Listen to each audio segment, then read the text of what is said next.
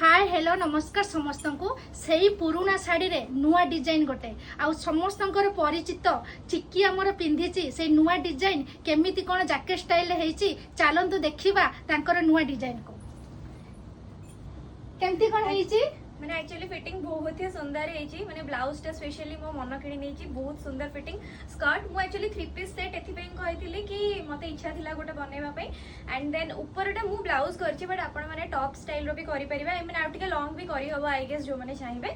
मु blouse करिवार reason होछि कि मो माइंड रे सबले थाइ जेते 3 पीस सेट करछि से ऊपरटा ब्लाउज करले मु सेटा पछरे यूज भी करि परिबे अलगा किछि साड़ी संगरे सेथिपई एंड एटा गोटे ब्लेजर काइंड ऑफ बना है